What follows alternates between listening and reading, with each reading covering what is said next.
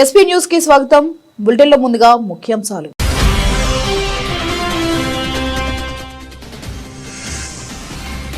మెక్సికోలో భారీ భూకంపం, ఊగిపోయిన భవనాల నుంచి వీధుల్లోకి పరుగులు పెట్టిన జనం.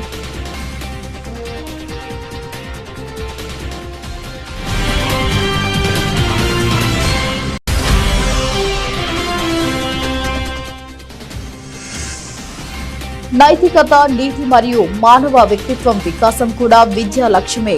విద్యార్థులకు సూచించిన రక్షణ మంత్రి రాజ్నాథ్ సింగ్.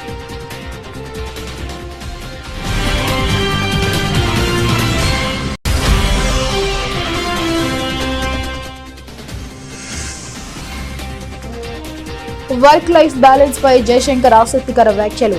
తనకు వారాంతపు సెలవులు ఉండవన్న జయశంకర్.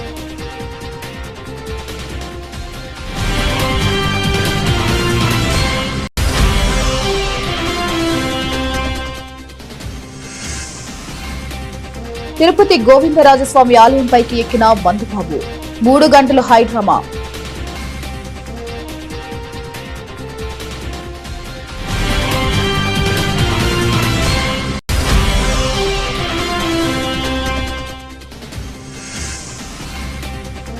కొండగట్టు ఆలయంలో పవన్ కళ్యాణ్, అంజనను దర్శించుకున్న ఏపీ డిప్యూటీ సీఎం.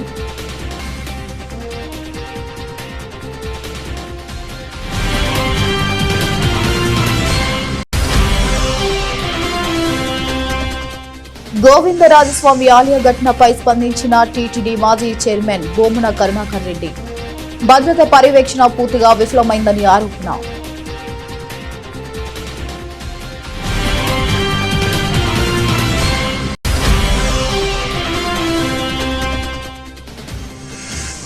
రాష్ట్రంలోని ప్రతి కుటుంబానికి 10 లక్షల వరకు ఆరోగ్య బీమాను అమలు చేస్తున్నాము. అసెంబ్లీలో వెల్లడించిన డిప్యూటీ సీఎం బట్టి విక్రమార్క.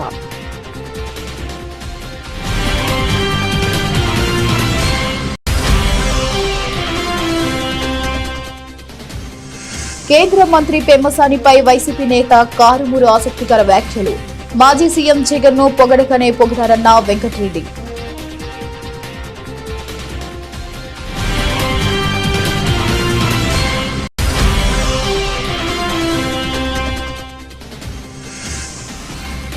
ఇప్పటి వరకు సాహిత్య అకాడమీ గురించి ప్రస్తావన తీసుకురాలేదు.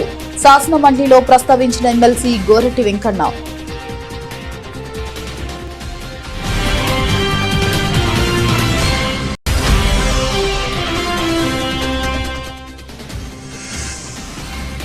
సోమనాథ్ ఆలయానికి 5 కోట్ల విరాళం ఇచ్చిన ముఖేష్ అంబానీ. కుటుంబంతో కలిసి పరమేశ్వర్ని దర్శించుకున్న రిలయన్స్ చైర్మన్.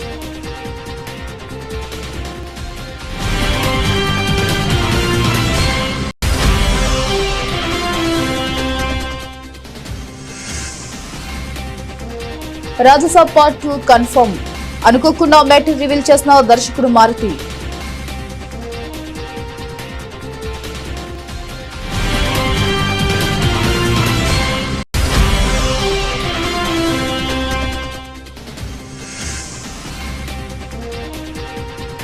జోరు మీదున్న బంగారం, వెండి ధరల్లో మళ్లీ పెరుగుదల.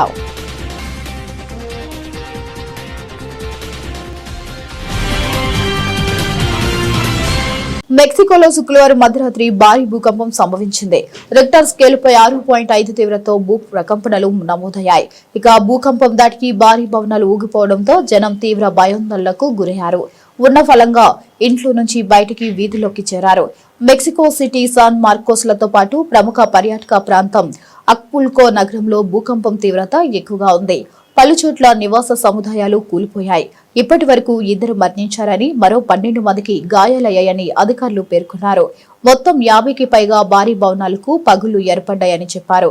ఇక స్థానిక కాలమానం ప్రకారం ఉదయం 7:30 భూకంపం మెక్సికో సిటీలోని వణికించింది. Mexico president Claudia Sheinbaum media సమావేశంలో మాట్లాడుతుండగా భూకంపం సంభవించింది. దీంతో అప్రమత్తమైన భద్రతా సిబ్బంది ప్రెసిడెంట్ ను వెంటనే బయటకు తరలించారు.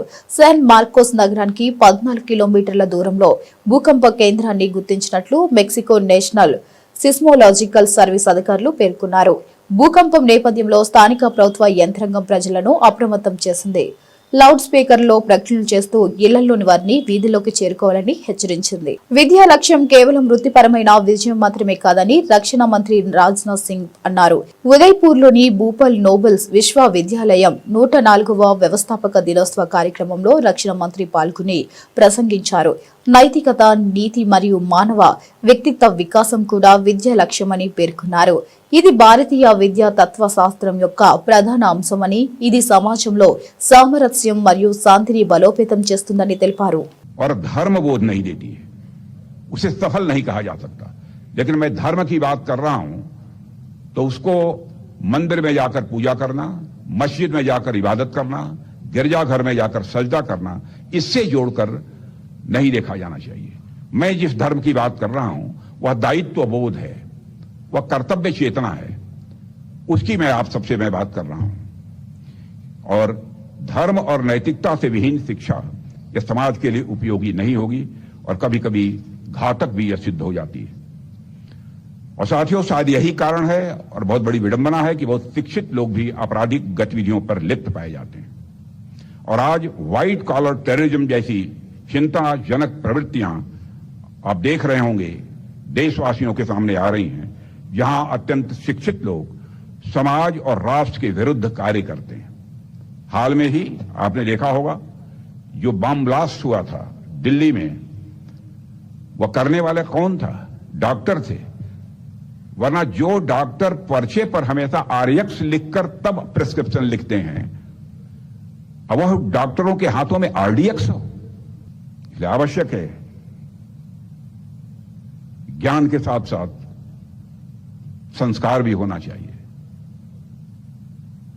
चरित्र भी होना चाहिए। और शिक्षा का उद्देश्य चरित्र निर्माण है।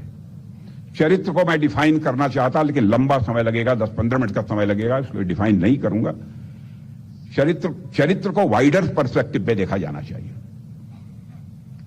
और मैं विवेकानंद ने उसी वाइडर पर्सपेक्टिव में एक बार विदेश में धर्म संसद में भाग लेने के लिए गए थे, तो उस समय एकाएक जल्दी में उन्होंने अपना गेरुआ वस्त्र और सब ढीला ढाला वस्त्र पहनकर धर्म संसद में चले गए। वहां पर बिल्कुल सारे सूटेड बूटेड सब सारे अन्य धर्मों के लोग बैठे हुए थे। विलंब से पहुंचे थे, पीछे बैठ गए। किसी ने देखा उनको और देखकर मुस्कुराया, और वह मुस्कान व्यंग्यात्मक थी। स्वामी विवेकानंद समझ गए, लेकिन जब अंत में उन्हें बोलने का जो अवसर मिला तो उन्होंने उसका उत्तर देते हुए कहा कि in your country tailor makes the man, but in our country character makes the man. यह स्वामी विवेकानंद ने उस समय कहा था। जीवन में चरित्र का इतना बड़ा महत्व होता है। हमें आत्म मंथन के लिए विवश करता है कि शिक्षा का उद्देश्य केवल प्रोफेशनल सक्सेस नहीं है, बल्कि सदाचार, नैतिकता और एक मानवीय व्यक्तित्व का यह निर्माण भी है। और यही भारतीय शिक्षा दर्शन की मूल आत्मा है, जिससे समाज में समरसता और शांति बढ़ती है। और हमारा प्रयास है कि हम भारतीय शिक्षा के मूल स्वरूप को बनाए रखते हुए उसे नए युग के साथ तालमेल बिठाने के लायक भी हम बनाएं। వర్క్ లైఫ్ బ్యాలెన్స్ అనే అంశం ప్రస్తుతం దేశవ్యాప్తంగా చర్చనీయాంశంగా మారింది. ఉద్యోగ ఒత్తిడి, వ్యక్తిగత జీవితం మధ్య సమతుల్యత ఎలా సాధించాలన్న ప్రశ్నపై పలువురు తమ అభిప్రాయాలు వ్యక్తం చేస్తున్నారు. ఈ నేపథ్యంలో విదేశాంగ మంత్రి ఎస్ జయశంకర్ తాజాగా వర్క్ లైఫ్ బ్యాలెన్స్ పై ఆసక్తికర వ్యాఖ్యలు చేశారు. సాధారణంగా జాతీయ, అంతర్జాతీయ రాజకీయాలపైనే మాట్లాడే జయశంకర్ ఈసారి తన వ్యక్తిగత జీవన విధానం గురించి ఓపెన్ గా చెప్పడం విశేషంగా మారింది. ఐఐటి మద్రాస్ విద్యార్థులతో జరిగిన కార్యక్రమంలో మాట్లాడిన జయశంకర్ తనకు మిగతా ఉద్యోగుల వారాంతపు సెలవులు ఉండవని స్పష్టం చేశారు. సోమవారం నుంచి శుక్రవారం వరకు షెడ్యూల్ వేసుకుని పనిచేయడం తన వృత్తిలో సాధ్యం కాదన్నారు. అంతర్జాతీయ వ్యవహారాలకు టైం టేబుల్ ఉండదని, ప్రపంచంలోని దేశాలు వేర్వేరు టైం జోన్లో ఉండటంతో ఎప్పుడైనా పని చేయాల్సి వస్తుందని వివరించారు. We should not be, hostile to something coming from outside, because at the end of the day we'll be connected, but we need to build our capabilities, and that's what it is about. The unplugging bit, look, in my life I don't have off days, okay? It's not like I work Monday to Friday and say Saturday, Sunday I won't do anything, because the world doesn't accommodate that. You know, the world still runs on a Saturday, Sunday. And often my Friday is somebody's Saturday, and my Monday has to be somebody's Sunday. So my life is very mixed up. It doesn't operate on a single time zone. And as I said, there is no off switch, on switch. So what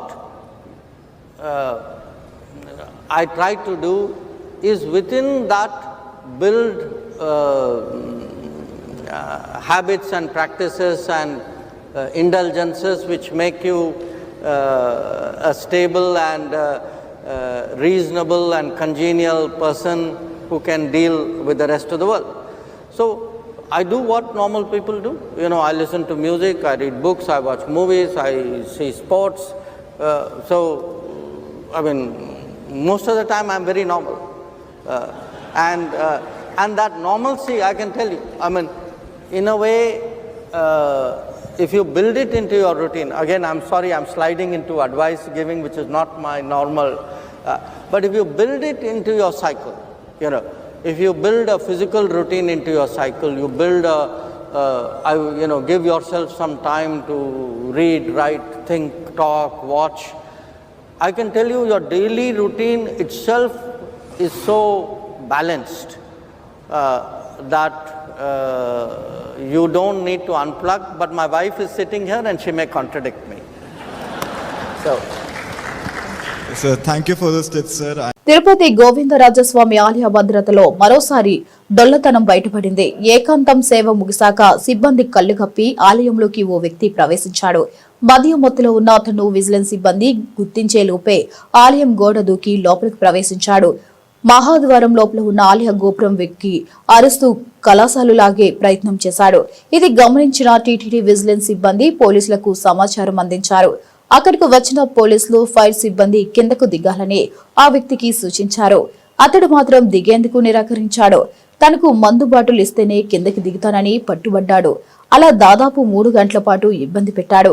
దీంతో నిచ్చిన సాయంతో fire సిబ్బంది గోపురం పైకి ఎక్కి మందు బాబును కిందకు దించారు.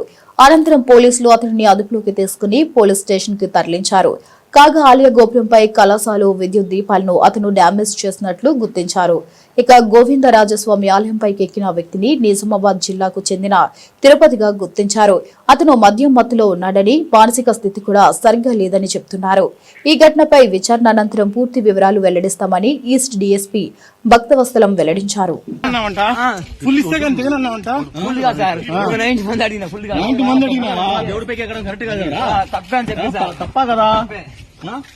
తప్పొప్పుకున్నట్టే కదా తప్పొప్పుకున్నట్టే ఆ టెక్నిక్ కరెక్ట్ కాదు కదా కాదు రే తప్పొప్పుకోవడం కదా ఎక్కువ స్టార్ట్ చేయి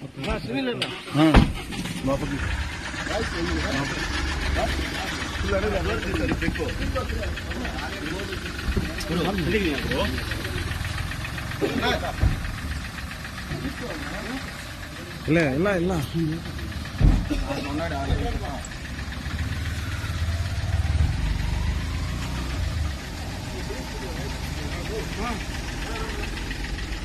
ఆంధ్రప్రదేశ్ ఉప ముఖ్యమంత్రి పవన్ కళ్యాణ్ శనివారం ఉదయం హెలికాప్టర్ లో కొండగుట్టు చేరుకున్నారు. ఏపీ డిప్యూటీ సీఎం పర్యటన నేపథ్యంలో పోలీసులు భారీ భద్రతా ఏర్పాట్లు చేశారు. ఏపీ ఉప ముఖ్యమంత్రి హోదాలో ఆలయానికి వచ్చిన జనసేనానికి అర్చకులు సంప్రదాయబద్దంగా స్వాగతం పలికారు.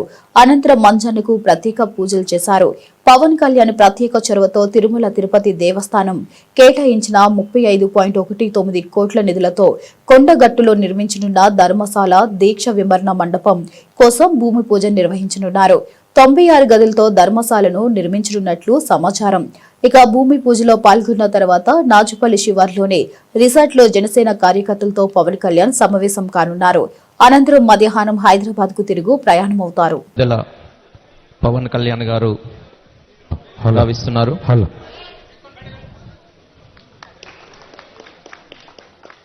చప్పట్లతో తమ హర్షధ్వానాలు వ్యక్తం చేయాల్సిందిగా కోరుతున్నాం.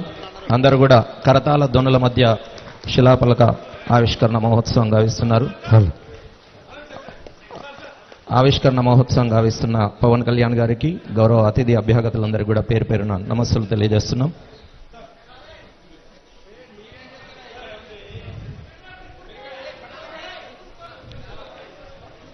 తిరుపతి తిరుపతిలోని శ్రీ గోవిందరాజస్వామి ఆలయ ఘటన దారుణమని టీటీడీ మాజీ చైర్మన్ బొమ్మన కరుణాకర్ రెడ్డి ఆవేదన వ్యక్తం చేశారు.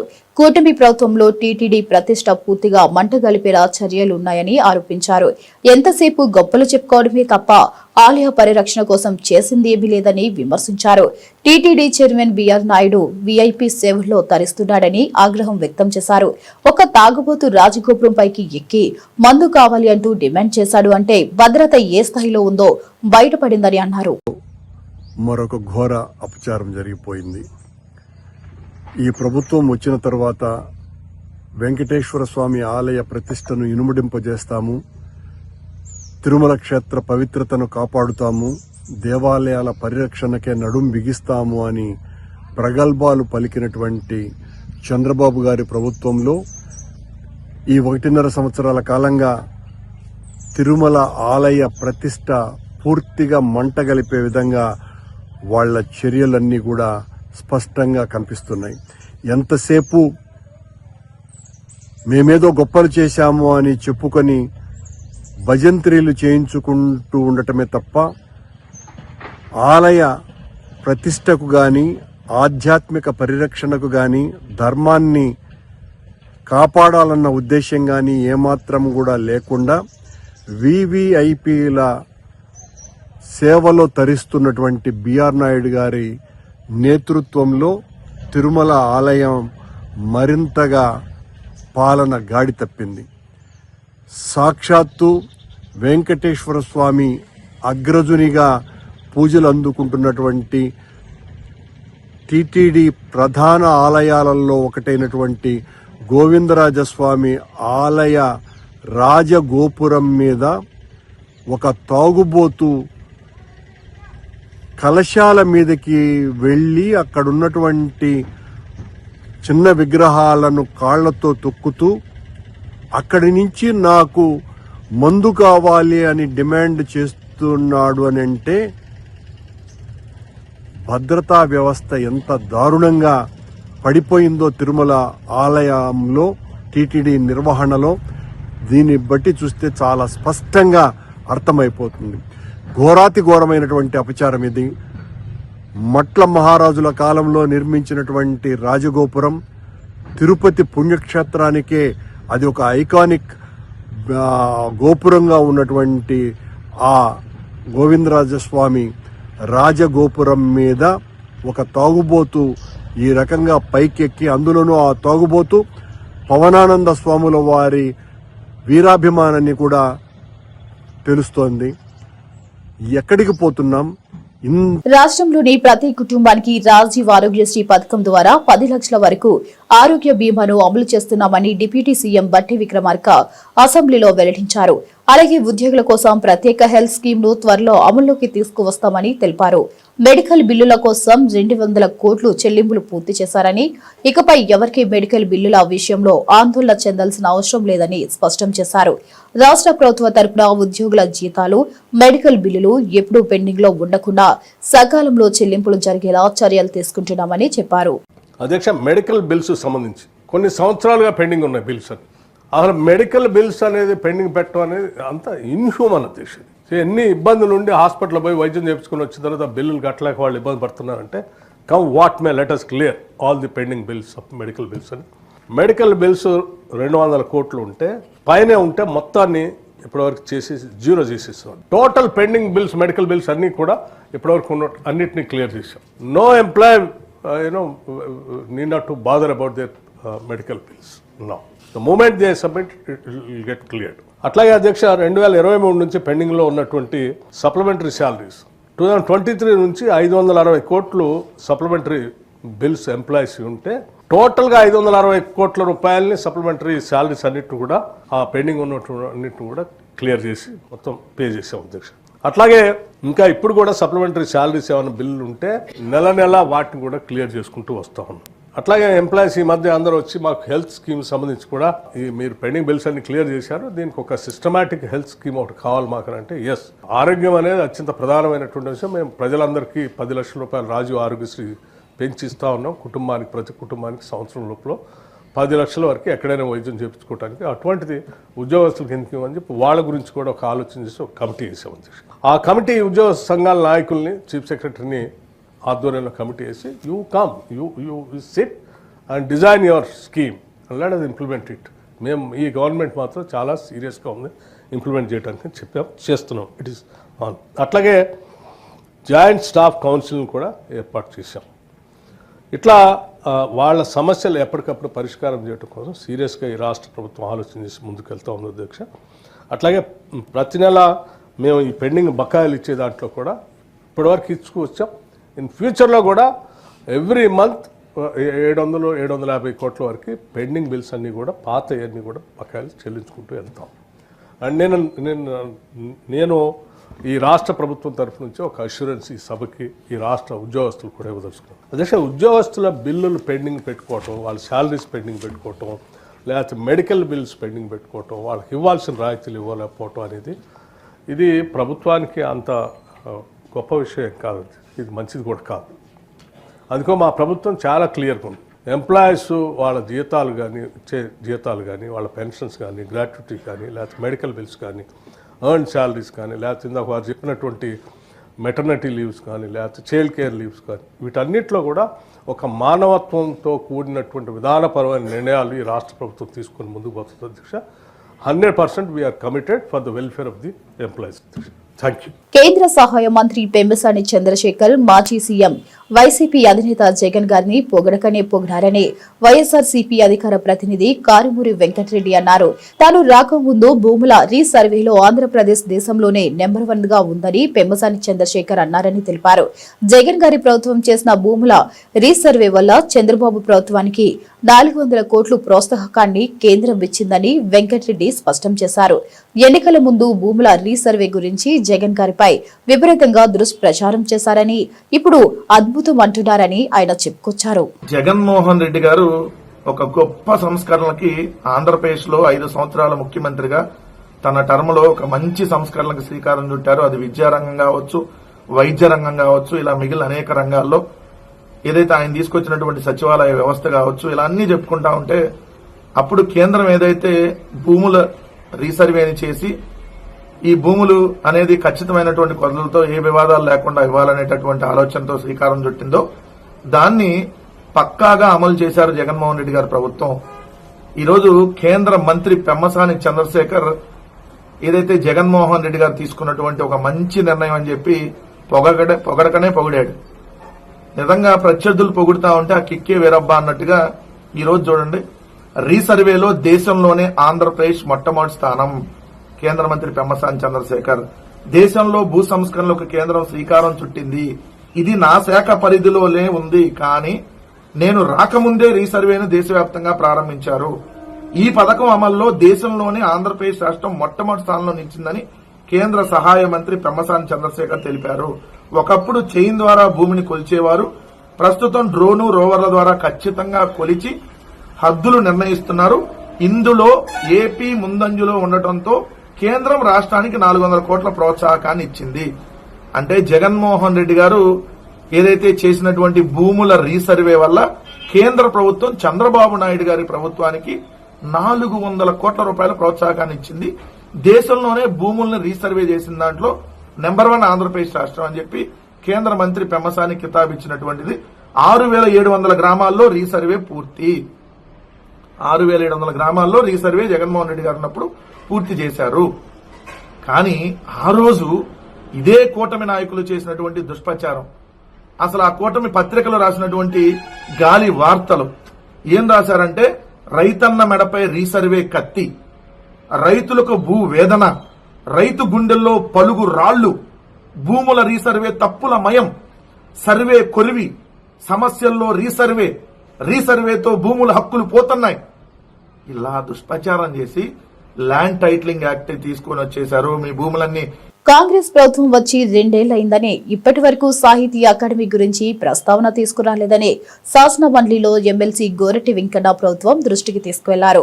హంగామాలు, ఉత్సవాలు చేయడానికి ఎన్నో డబ్బులు ఖర్చు పెడుతున్నారు, కానీ కళాకారులకు మాత్రం నెల జీతం ఇవ్వట్లేరని అన్నారు. ప్రభుత్వం కళాకారుల సంక్షేమం గురించి ఆలోచించాలని సూచించారు. రాష్ట్ర సాహిత్య అకాడమీ ఉండేది గతంలో 2 సంవత్సరాల క్రితం ప్రభుత్వం వచ్చి ఇప్పటి వరకు దాని గురించిన ప్రస్తావన లేదు. వీళ్ళు వేరే రాష్ట్రాల్లో కన్నడ సాహిత్య పరిషత్ కానీ కేరళలో కానీ ఒరియాలో కానీ ఆ రాష్ట్రాల్లో సాహిత్య అకాడమీలు ఉంటాయి. వాటి ద్వారా కేంద్ర సాహిత్య అకాడమీ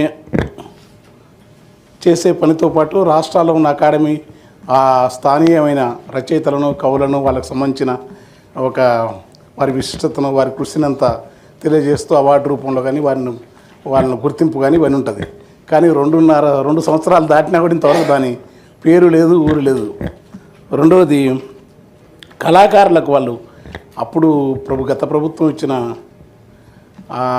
జీతమే అది కొంత, దాన్ని నెల 3 నెలలకోసారి 2 నెలలకోసారి వాళ్ళు ఆపడం అనేది, ఎందుకంటే వాళ్ళతో పని తీసుకోవాలా, పైగా వాళ్ళు ఉద్యమంలో ఉండి చేసిన వాళ్ళందరూ కూడా ఈ సాంస్కృతిక సాహిత్య రంగాల పట్ల సీరియస్నెస్ ఉండకపోతే ప్రభుత్వం వాళ్ళకి ఏంటంటే సమాజం ఇప్పుడు విపరీతంగా అంటే స్పెషల్మెంట్స్ అని చెప్తున్నా, అనేక వ్యసనాలతోని బలహీనతలతోని ఎంత అభివృద్ధి వచ్చినా లేకుంటే ఏ పనులు అయినా కానీ మానవ విలువలు లేకుండా అయిపోయినాయి. ఒకవైపు కుల ధోరణులు, ఒకవైపు మతం ధోరణులు, ఆ కళాకారులకు జీతాలు నెల జీతం వేస్తే ఏమవుతుంది, ఎన్ని ఖర్చులు పెడుతున్నాం, ఎంత హంగామా చేస్తున్నాం, ఎన్ని మనం టీచర్ షీట్లో ఉత్సవాలు చేసినారు, ఆ డబ్బులు పెడుతున్నారు, ఏ డబ్బులు పెడుతున్నారు. వాళ్ళకి ఇచ్చే 500 మందికి 26,000 30,000 ఇస్తారు. దాన్ని ఆపి పిల్లలు ఎందుకంటే దేవరించాల్సిన పరిస్థితుల్లో తెలంగాణ నిజంగా నీళ్లు ఉన్నాయి, అన్ని డెవలప్ అవుతుంది, బాగానే ఉంది. కానీ అస్తవ్యస్త విధానాలు దేనికి కేంద్రీకృతం జరగాలను ఇవేవి లేకపోయినా పిల్లలు ఇబ్బంది పడి మాకు చెప్తుంటే చెప్పలేక ఈ అవకాశాన్ని తీసుకొని మీ ముందు నేను చెప్పిన. Thank you sir. Reliance industries chairman Mukesh Ambani గుజరాత్లోని సోమనాథ దేవాలయానికి 5 కోట్ల విరాళం అందజేశారు. ముఖేష్ అంబానీ శుక్రవారం తన కుటుంబ సభ్యులతో కలిసి ఆలయాన్ని సందర్శించారు. అక్కడ జ్యోతిర్లింగ స్వరూపుడైన పరమేశ్వరుని దర్శించుకుని ప్రత్యేక పూజలు నిర్వహించారు. ముఖేష్ అంబానీతో పాటు ఆయన భార్య నీతా అంబానీ, కుమారుడు ఆనంద్ అంబానీ కూడా సోమనాథ్ ఆలయాన్ని సందర్శించిన వారిలో ఉన్నారు. కట్టుదిట్టమైన భద్రత ఏర్పాట్ల నడుమ వారు ఆలయానికి చేరుకున్నారు. అంబానీ కుటుంబం ప్రతి సంవత్సరం ఆరంభంలో సోమనాథ్ ఆలయాన్ని దర్శించి ప్రత్యేక పూజలు చేస్తుంది. గత సంవత్సరం కూడా వారు ఆ పరమేశ్వరుణ్ణి దర్శించుకున్నారు.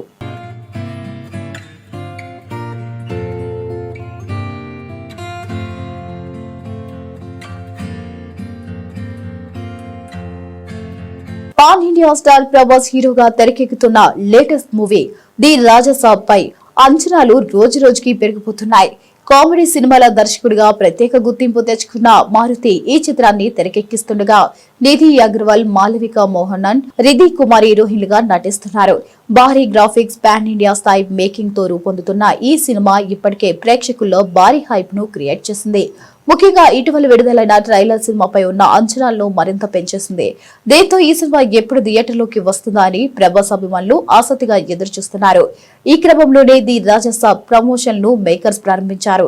ఈ నేపథ్యంలో దర్శకుడు మారుతి ఇటీవల ఓ ఇంటర్వ్యూలో పాల్గొనగా అనుకోకుండా సినిమాకు సంబంధించిన ఓ పెద్ద అప్డేట్ బయటపెట్టాడు. ఆ ఇంటర్వ్యూలో యాక్టర్ ది రాజసాబ్ ట్రైలర్ లో ప్రభాస్ జోకర్ లుక్ లో కనిపించిన విషయం గురించి ప్రశ్నించారు. సాధారణంగా ఐకానిక్ క్యారెక్టర్లను మళ్లీ చేయడానికి స్టార్ హీరోలు ముందుకు రారని, అలాంటిది ప్రభాస్ ను ఆ లుక్ కు ఎలా ఒప్పించారని అడిగాడు.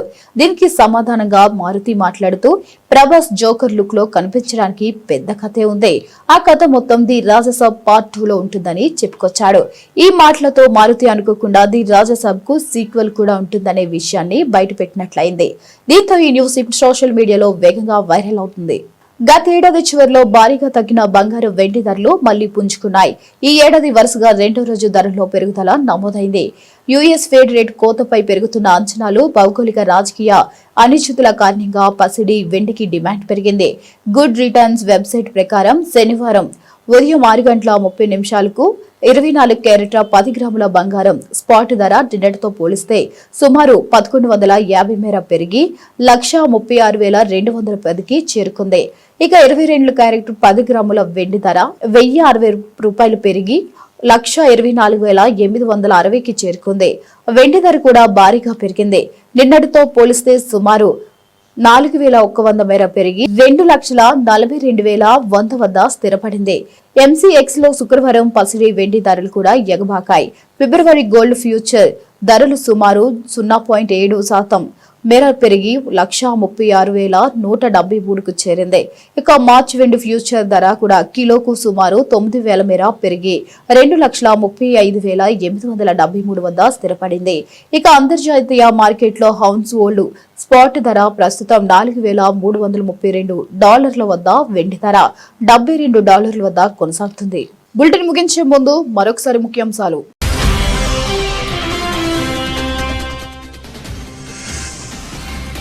మెక్సికోలో భారీ భూకంపం, ఊగిపోయిన భవనాల నుంచి వీధుల్లోకి పరుగులు పెట్టిన జనం.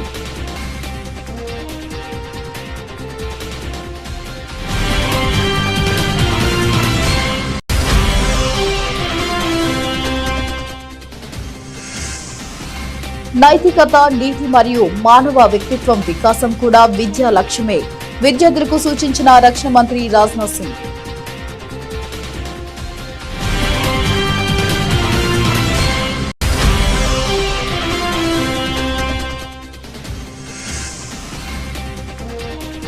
వర్క్ లైఫ్ బ్యాలెన్స్ పై జయశంకర్ ఆసక్తికర వ్యాఖ్యలు. తనకు వారాంతపు సెలవులు ఉండవన్న జయశంకర్.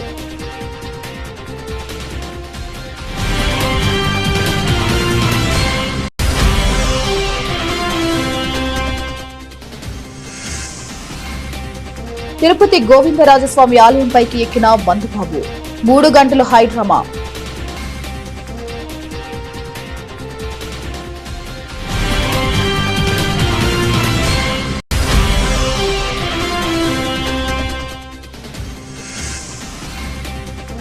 కొండగట్టు ఆలయంలో పవన్ కళ్యాణ్ అంజనను దర్శించుకున్న ఏపీ డిప్యూటీ సీఎం.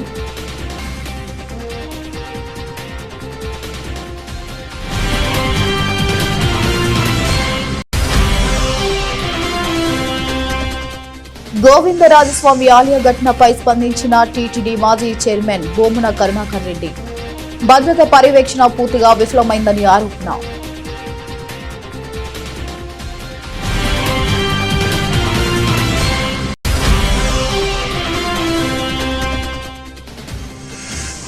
రాష్ట్రంలోని ప్రతి కుటుంబానికి 10 లక్షల వరకు ఆరోగ్య బీమాను అమలు చేస్తున్నాము.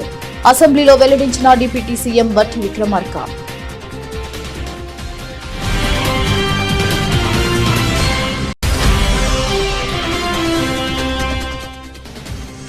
కేంద్ర మంత్రి పెమ్మసానిపై వైసీపీ నేత కారుమూరు ఆసక్తికర వ్యాఖ్యలు.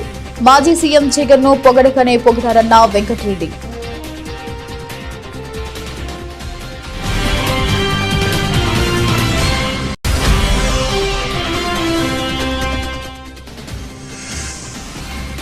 ఇప్పటి వరకు సాహిత్య అకాడమీ గురించి ప్రస్తావన తీసుకురాలేదు. శాసన మండలిలో ప్రస్తావించిన MLC Gorati Venkanna.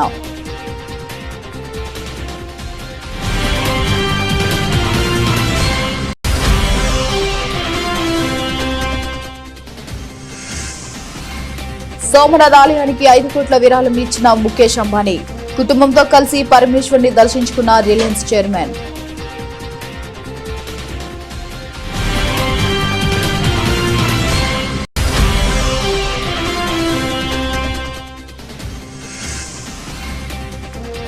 రాజసభ part 2 confirm. అనుకోకుండా మ్యాటర్ రివీల్ చేసిన దర్శకుడు Maruti.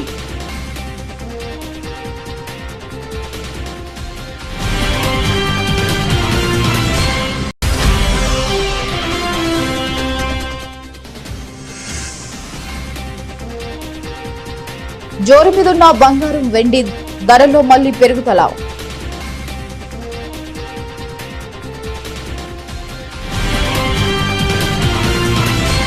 For more updates, keep watching.